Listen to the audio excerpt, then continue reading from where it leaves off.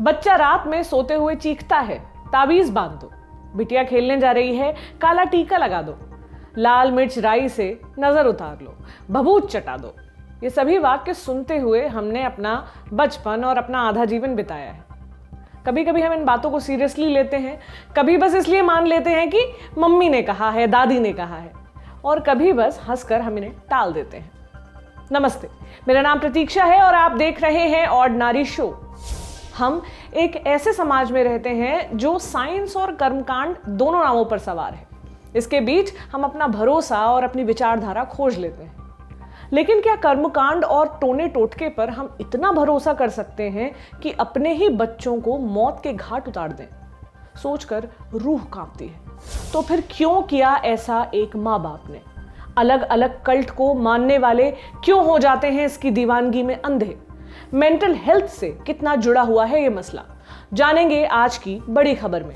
लेकिन अभी है वक्त सुर्खियों का।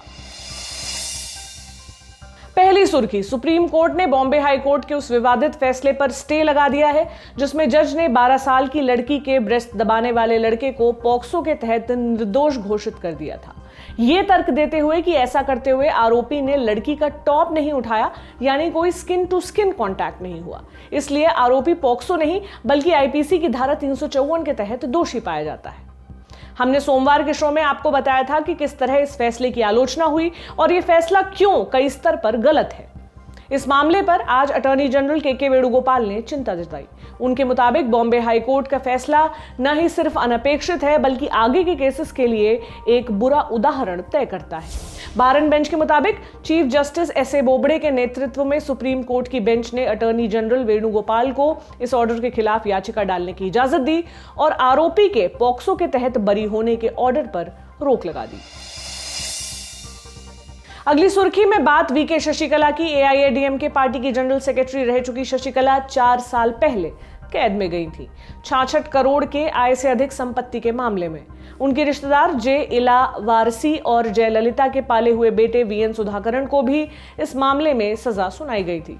जयललिता की खास कहलाने वाली शशिकला बेंगलुरु के परप्पना अग्रहरा जेल में थी और 20 जनवरी से अस्पताल में भर्ती थी जहां उनका कोविड ट्रीटमेंट चल रहा था। हालांकि डॉक्टर्स ने उन्हें अभी अस्पताल से छुट्टी नहीं दी है। अगली सुर्खी, लगभग 18 साल पाकिस्तान की जेल में कैद भारतीय महिला हसीना बेगम इंडिया लौट आई हैं। कई साल पहले हसीना की शादी उत्तर प्रदेश के सहारनपुर जिले में रहने वाले दिलशाद अहमद से हुई थी। पति के जान पहचान के कुछ लोग पाकिस्तान में रहते हैं जिनसे मिलने हसीना पाकिस्तान गई थी, मगर वहां जाकर उनका पासपोर्ट गुम हो गया, जिसके बाद लंबे समय तक पाकिस्तान की एक अदालत में उनका केस चला। अंततः 26 जनवरी के दिन औरंगाबाद में उनकी वापसी हुई। आज की आखिरी सुर्खी जी खराब कर देने वाली है। सोमवार को एक महिला का एयर विस्तारा की फ्लाइट में यौन शोषण हुआ। महिला ने इंडिया टुडे से बात करते हुए बताया, वो मेरे पीछे बैठा था और 1-2 बार उसने मुझे छुआ। मैंने पहले सोचा कि गलती से हुआ, मुझे महसूस हुआ जैसे वो अश्लीलता कर रहा है, लेकिन मैंने दूसरी दिशा में सोचना बेहतर समझा।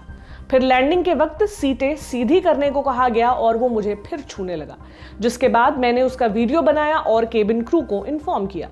वीडियो देखने के बाद वो गिड़गिड़ाने लगा और अपने बच्चों और कोविड ड्यूटी की दुहाई देने लगा। इंडिया टुडे की रिपोर्ट के मुताबिक महिला प्लेन के ग्राउंड स्टाफ के रवैये से भी खुश नहीं थी।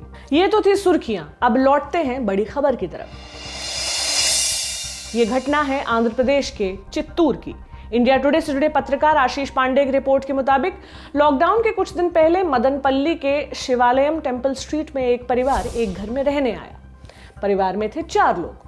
डॉक्टर वी पुरुषोत्तम नायडू, जिन्होंने केमिस्ट्री में पीएचडी की है और सरकारी डिग्री कॉलेज में वाइस प्रिंसिपल थे।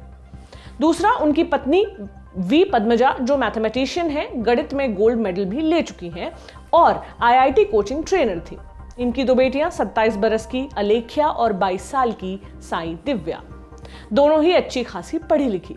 24 जनवरी के शाम पुरुषोत्तम ने अपने एक दोस्त को कॉल किया, कहा कि उसने और उसकी पत्नी ने अपनी दोनों बेटियों की हत्या कर दी है और दोनों बाद में जिंदा हो जाएंगी। इसके बाद दोस्त पहुंचा पुरुषोत्तम के घर। जो मंजर देखा वो डर गया। घर में खून ही खून बिखरा पड़ा था। दोनों बेटियों के शव भी खून से लथपथ पड़े हुए थे। इसके बाद दोस्त सीधा पहुंचा पुलिस के पास, घटना की जानकारी दी। फिर डीएसपी ए रवि मनोहर आचार्य पुलिस की टीम को लेकर मौके पर पहुंचे। देखा कि पद्मजा एक कमरे के फर्श पर बैठी है, पुरुषोत्तम सोफे पर। एक बेटी का शव एक कमरे में पड़ा हुआ था, दूसरी बेटी शव पूजा के कमरे में। एक बेटी के शरीर पर लाल कपड़े थे तो दूसरी बेटी के शरीर पर कोई कपड़ा नहीं था। दोनों ही कमरों में खून फैला हुआ था।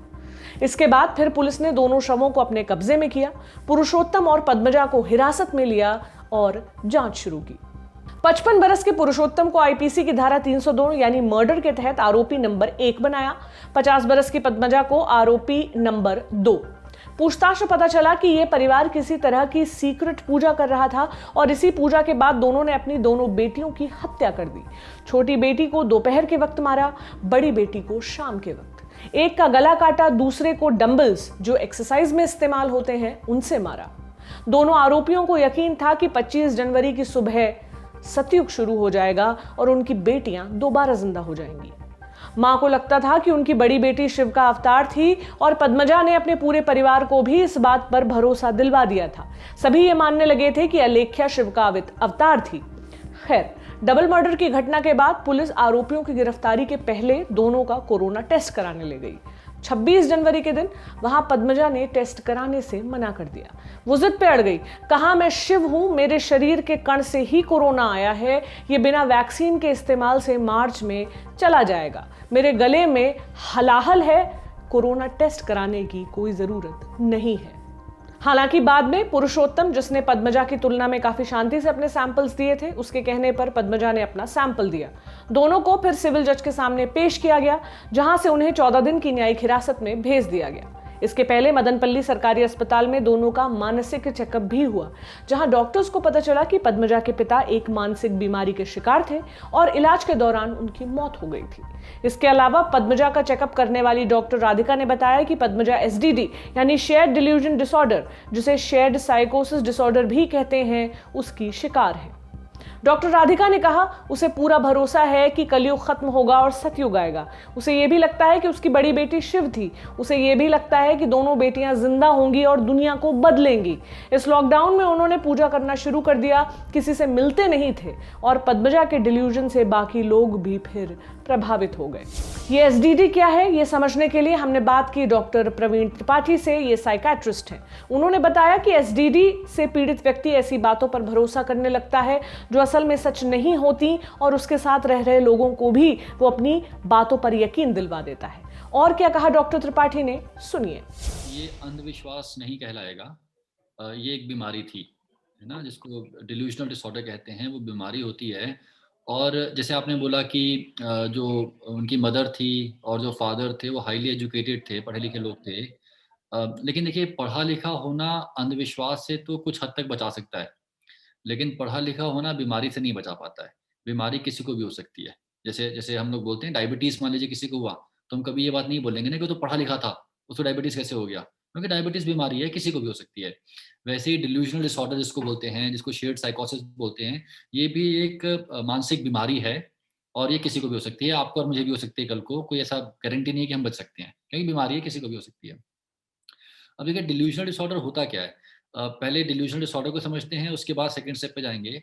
डिल्यूजनल डिसऑर्डर मतलब व्यक्ति को एक डिल्यूजन हो जाता है। डिल्यूजन मतलब एक ऐसी गलत बिलीफ, ऐसा एक गलत धारणा जो कि गलत है और इंसान को उस पर पूरा विश्वास है, और चाहे आप उसको कितने भी कारण दे दीजिए ब्रेक करने के उस विश्वास को, वो टूटता नहीं है। वो उस पर 100% अडिग अडिग रहता है कि ये बात सही है और यही सच है और कुछ सच नहीं है।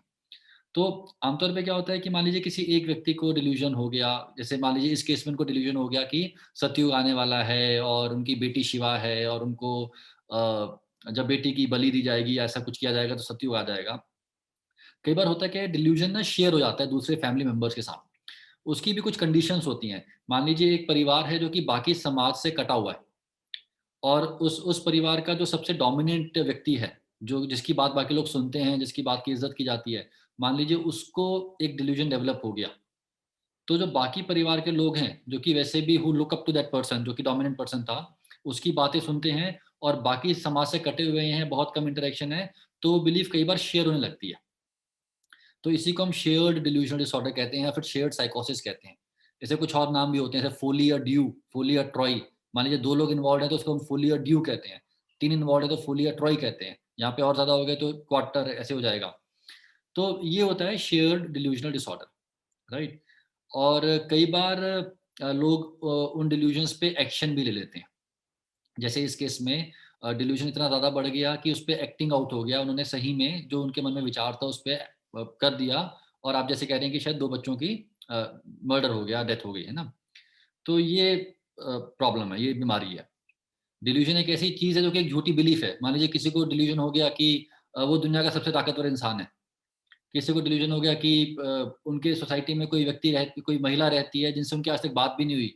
उनको लगता है कि वो उनसे बहुत प्यार करती हैं, प्रेम करती हैं, बात हुए भी नहीं। किसी को डिल्यूजन हो गया कि उनकी पत्नी का किसी से अफेयर चल रहा है। बहुत टाइप के डिल्यूजन्स होते हैं। तो वो बात क्योंकि जो गलत होती है इसलिए वो समझ आ जाती है परिवार को।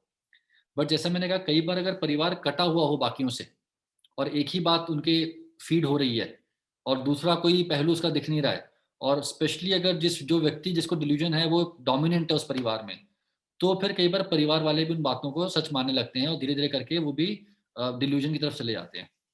डॉक्टर प्रवीण ने यह भी बताया कि इस बीमारी का इलाज मुमकिन है। डिल्यूजन डिसऑर्डर का शिकार व्यक्ति दवाओं के जरिए ठीक हो सकता है, साइकियाट्रिस्ट के ट्रीटमेंट से। वहीं इस व्यक्ति के साथ रहने वाले लोगों को जब इस व्यक्ति से अलग कर दिया जाए तो वो बिना दवा के भी ठीक हो जाते हैं। इस केस को डील करने का क्या साइकोलॉजिकल पहलू हो सकता है, इस पर डॉक्टर ने क्या कहा, सुनिए। देखिए, इसका ना साइकियाट्रिक एस्पेक्ट अलग हो गया, लीगल एस्पेक्ट अलग हो गया। लीगली मतलब इसमें डिफेंस जो क्रिएट किया जाएगा वो इंसैनिटी पे किया जाएगा, है ना? इंसैनिटी एज अ डिफेंस इसको बोलते हैं। अब इंसैनिटी एज अ डिफेंस का जो जो जो लैंग्वेज है वो बहुत ही क्लियर कट डिफाइंड होती है, और उसमें बताना पड़ता है कि वो जो एक्ट हुआ उस टाइम पे किसी ऐसी बीमारी की वजह से व्यक्ति उस हालत में नहीं था कि सोच पाए और अपने जो उसके एक्शन हैं उसे कॉन्सिक्वेंसेस वो समझ पाए। एक एक प्रॉपर डेफिनेशन को हमें करना पड़ता है, तब जाके हम बोल पाते हैं कि ये डिफेंस की तरह इस्तेमाल किया जा सकता है इंसैनिटी। और बाकी ये है कि सिर्फ लीगली इसको हैंडल करना ठीक नहीं रहेगा। ऑफ कोर्स उसके जो रिपरकशंस हैं वो तो लीगल सिस्टम देखेगा, but treatment of the primary case would be very important, क्योंकि ऐसे केसेस अक्सर इम्प्रूवमेंट आ जाती है उनकी। और हालाँकि हाँ, अब जो हुआ है उसको देखना पड़ेगा कि ये बात प्रूफ हो सकती है कि नहीं हो सकती कि बीमारी डायरेक्टली उसको कंट्रीब्यूट कर रही थी या नहीं कर रही थी। अब सवाल आता है कि इस तरह के मामले को पुलिस किस तरह से डील करती है, ये भी बताते हैं। जुलाई 2018 याद कीजिए, दिल्ली के बुराड़ी में एक परिवार के 11 लोग एक ही घर के अंदर मृत पाए गए थे। जांच के दौरान इस केस में भी पूजा और धार्मिक भावनाओं वाला एंगल सामने आया था। इस मामले को क्राइम तक के सीनियर एग्जीक्यूटिव एडिटर और senior crime journalist Shams Tahir Khan ने काफी गहराई के साथ कवर किया था। उनका कहना है कि इस तरह के मामलों को डील करने में पुलिस के सामने बड़ी दिक्कत होती है, क्योंकि आरोपी हार्डकोर क्रिमिनल नहीं होते हैं। ऐसे मामलों में आरोपियों को लगता नहीं है कि उन्होंने कोई अपराध किया है, उन्हें लगता है कि वो तो बस एक रिवाज का पालन कर रहे थे और पुलिस बीच में आ गई। ऐसी स्थिति में पुलिस 24 घंटे आरोपियों के ऊपर नजर रखती है, कस्टडी के दौरान भी और जेल में बंद होने के दौरान भी। शम्स ताहिर खान कहते हैं कि पुलिस ऐसे मामलों को बाकी मामलों से काफी अलग तरीके से डील करती है, सेंसिटिविटी के साथ, क्योंकि उन्हें भी इस बात का डर होता है कि ये आरोपी कहीं खुद को ही नुकसान ना पहुंचा ले। दूसरा, जो मानसिक रोगी होते हैं उन्हें जेल में इलाज देने की पूरी कोशिश की जाती है।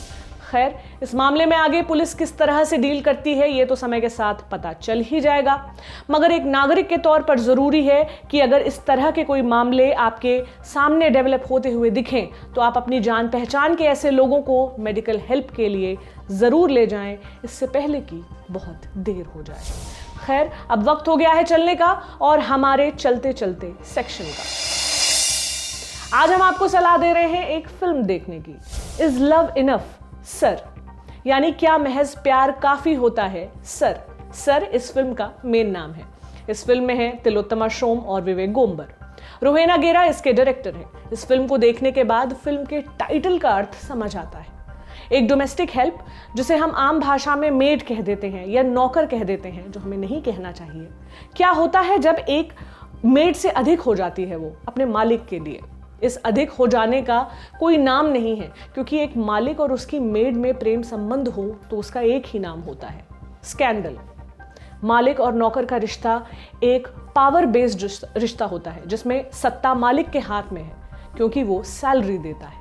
जो सैलरी देता है वो अक्सर शोषण करने की पोजीशन में होता है। नेटफ्लिक्स ओरिजिनल की लस्ट स्टोरीज शायद आपने देखी हो।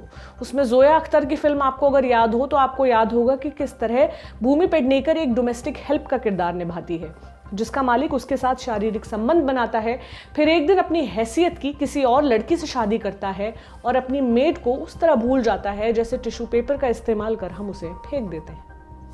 सर फिल्म इस पावर स्ट्रक्चर को तोड़ने का काम करती है। सत्ता मालिक पुरुष के हाथ से छूटती दिखती है। क्या हम फिल्मी पर्दे पर इस तरह का प्रेम संबंध देखने के लिए मानसिक तौर पर तैयार हैं? इसका जवाब आपको मिलेगा फिल्म देखकर, जो आपको मिल जाएगी नेटफ्लिक्स पर। देखें और अपनी राय हमें जरूर बताएं कमेंट सेक्शन में। कोई और फीडबैक देना हो, दिल की कोई बात कहनी हो तो मुझे चिट्ठी लिखें, डाक से भेजें, पता आपकी स्क्रीन पर है। देखते रहें ऑर्डिनरी शो और अपना ख्याल रखें। शुक्रिया।